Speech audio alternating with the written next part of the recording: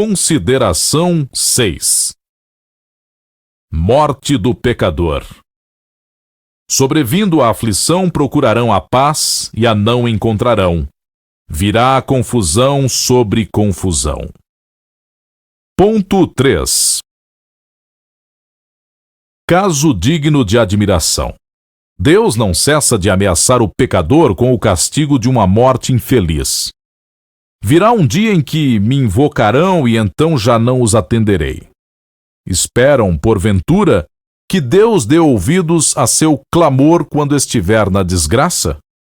Rir-me-ei de sua morte e escarnecerei de sua miséria. Rir-se Deus significa não querer de usar de misericórdia. A mim pertence a vingança, e eu lhes darei a paga a seu tempo, quando o seu pé resvalar. O mesmo ameaça o Senhor em outros lugares da Escritura. E não obstante, os pecadores vivem tão tranquilos e seguros, como se Deus lhes houvesse prometido o perdão e o paraíso na hora da morte. É verdade, sempre que o pecador se converter, Deus prometeu perdoar. Mas não disse que o pecador se converterá no transe da morte.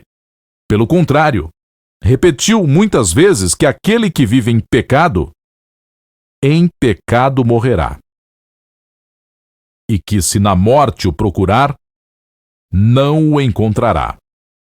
É mister, pois, procurar a Deus enquanto podemos encontrar, porque virá tempo em que já não será possível encontrá-lo.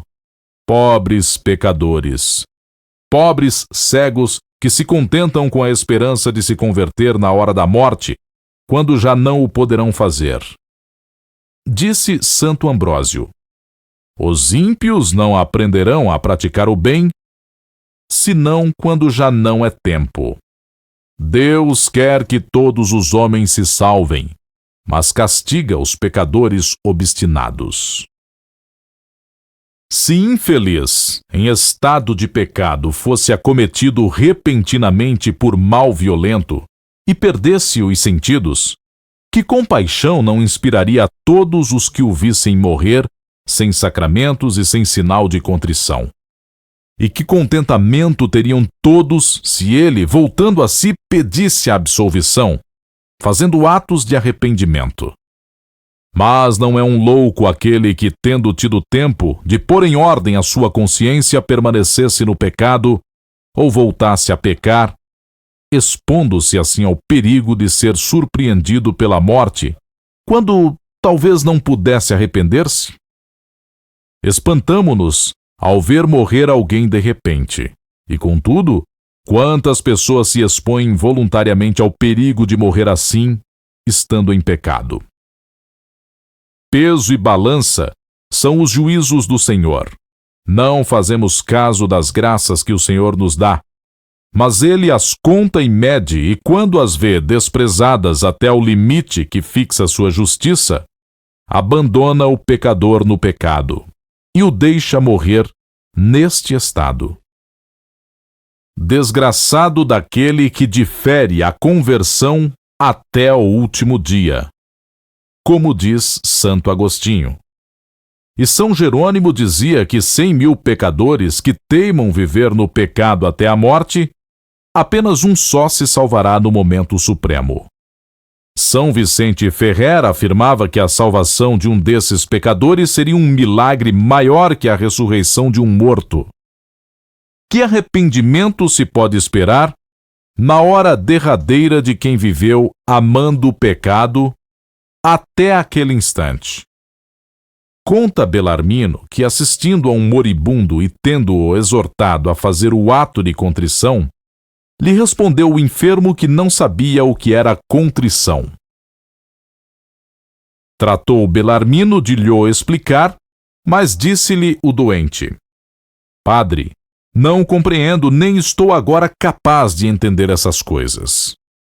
E nesse estado faleceu, dando visíveis sinais de sua condenação, segundo o testemunho escrito de Belarmino.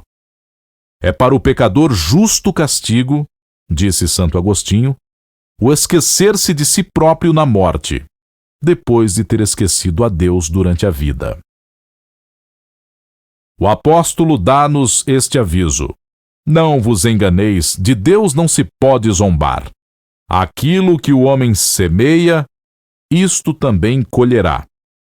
Aquele que semeia em sua carne, da carne colherá corrupção. Seria zombar de Deus o viver no desprezo de suas leis e alcançar depois eterna recompensa e glória. Mas Deus não pode ser burlado. O que nesta vida se semeia, recolhe-se na outra. Aquele que semeia proibidos prazeres carnais, não recolhe, por conseguinte, senão corrupção, miséria e morte eterna. Cristão, aquilo que se diz relativamente aos outros aplica-se também a ti. Se te visses no transe da morte, abandonado dos médicos, privado do uso dos sentidos e já agonizando, quanto não rogarias a Deus que te concedesse ainda um mês, uma semana de vida para regular as contas de tua consciência? Deus te dá agora esse tempo preciso. Agradece-lhe, pois, e remedeia sem demora o mal que tens feito, aplicando todos os meios precisos para te achares em estado de graça quando a morte vier, porque então já não será tempo de o fazer. Afetos e súplicas. Ah, meu Deus! Quem como vós teria tido tanta paciência para comigo? Se não fosse infinita vossa bondade, não ousaria esperar perdão. Mas o meu Deus morreu para me perdoar e para me salvar. Ordena-me, pois, que tenha esperança. Nele esperarei.